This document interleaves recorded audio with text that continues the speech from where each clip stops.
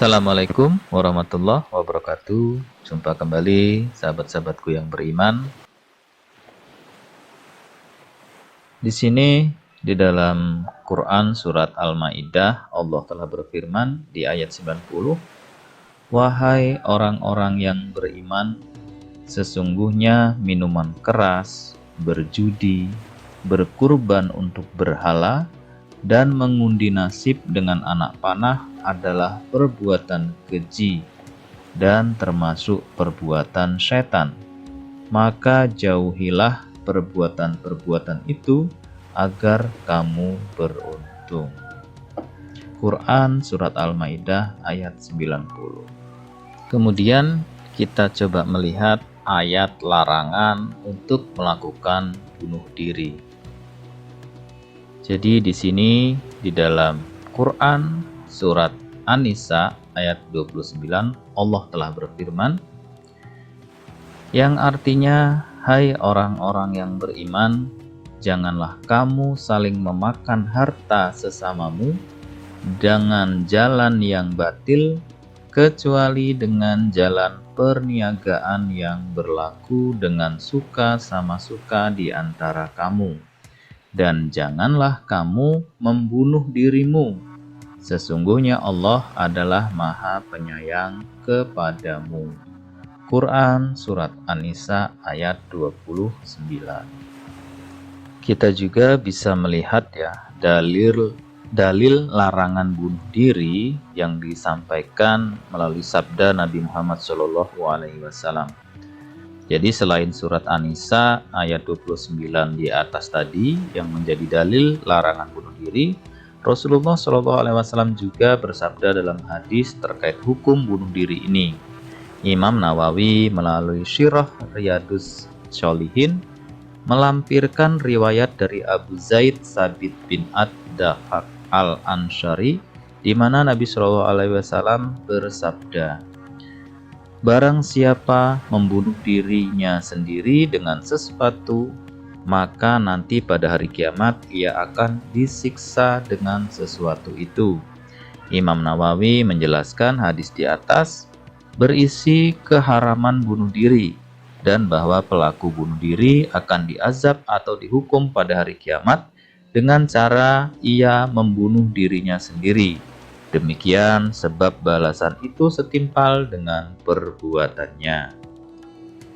Kemudian sahabat-sahabatku, kita juga bisa melihat ancaman atau hukuman dan balasan bagi pelaku bunuh diri. Ahzarni Sami'un Jazuli lewat buku Al-Hiyatu fil Quran Al-Karim yang diterjemahkan Sahrina Nurtia dan Miftahul Jannah dan kawan-kawan menyebut Islam menganggap upaya bunuh diri termasuk bentuk kriminalitas, dengan itulah bunuh diri dilarang dan pelakunya dikatakan akan masuk neraka. Hal ini juga karena Nabi SAW melalui sabdanya menegaskan balasan apa yang dikenakan bagi pelaku bunuh diri pada hari kiamat dan siksaan seperti apa yang didapat mereka kelak di neraka. Rasulullah SAW mengatakan dalam hadis riwayat Abu Hurairah, "Barang siapa membunuh dirinya dengan menggunakan besi, maka besi tersebut akan ditempelkan pada perutnya di neraka jahanam selama-lamanya.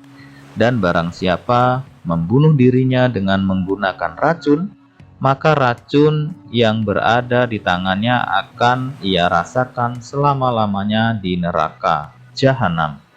Dan barang siapa menjatuhkan diri dari puncak gunung sehingga ia meninggal dunia, maka ia akan dijatuhkan di neraka jahanam selama-lamanya." Hadis riwayat Bukhari dan Muslim. Abu Hurairah meriwayatkan pula bahwa Nabi SAW bersabda, "Orang yang mencekik lehernya, maka ia akan mencekiknya pada hari kiamat, dan orang yang menusuk dirinya, maka ia akan menusuknya di neraka." Hadis riwayat Bukhari. Media Indonesia merilis bahwasanya bunuh diri karena pinjol dan judol pada tahun 2024 itu mencapai 26 orang. Jadi di dalam berita itu disebutkan bahwasanya tahun ini ya, 2024, jumlah kasus bunuh diri karena judi online itu sebanyak 15 orang dengan usia yang rata-rata muda. Umur termuda adalah 20 tahun. Total kasus bunuh diri sejak tahun 2022 hingga 2024 ini sebanyak 26 orang. Gabungan antara jeratan utang pinjol atau pinjaman online dan kecanduan judi online sungguh mengerikan efeknya, dan itu bisa menjerat nyaris semua golongan dan umat.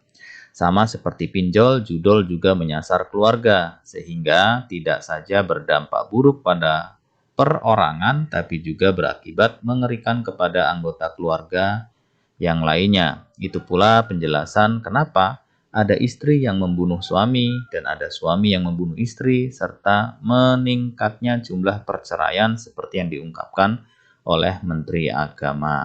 Nah, ini teman-teman, jadi datanya itu ada 26 orang ya, bunuh diri karena pinjol atau judol. Saya rasa data ini kalau kita lihat fakta di lapangan akan melebihi ya, melebihi 26 orang ini gitu, karena beberapa data banyak yang tidak tercatat.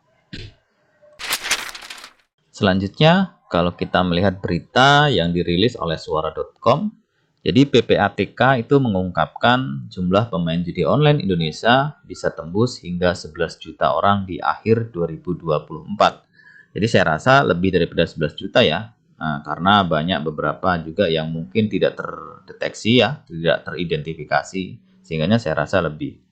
Jadi dalam berita suara.com itu bahwasanya Pusat Pelaporan dan Analisis Transaksi Keuangan atau PPATK itu memperkirakan kalau jumlah pemain judi online di Indonesia bisa tembus hingga 11 juta orang sampai akhir tahun 2024. Nah, artinya data ini dihitung sampai akhir di 2024. Jadi Deputi Analis dan Pemeriksaan PPATK Danang Tri Hartono mengungkapkan jumlah pemain judol di Indonesia pada tahun 2023 sudah mencapai 3,4 juta pemain. Kini per kuartal 3 2024 jumlah pemain judol sudah mencapai 8,8 juta. Dan mungkin sampai akhir tahun data itu bertambah terus, bisa di atas 11 juta pemain, kata Danang saat konferensi pers yang digelar Forum Wartawan Teknologi ya, atau Forward pada Jumat tanggal 29 November 2024 malam. Danang juga mengungkapkan pertumbuhan deposit atau top up uang yang dilakukan masyarakat untuk main judi online. Per 2023, PPATK mengidentifikasi jumlah depo mencapai 34 triliun. Jadi ini merupakan angka yang fantastis ya teman-teman ya. Dari orangnya per akhir 2024 itu sudah tembus, diperkirakan sampai 11 juta dan saya rasa lebih ya. Kemudian rilisan per 2023 PPATK merilis itu deposit ya atau top up itu mencapai kurang lebih datanya 34 triliun. Bayangkan begitu luar biasanya orang Indonesia itu mengharapkan sesuatu yang instan dan cepat. Nah, ini terkait dengan data yang dirilis oleh suara.com, jumlah pemainnya, kemudian uang yang dideposit ke dalam aplikasi judi online itu sampai 34 triliun.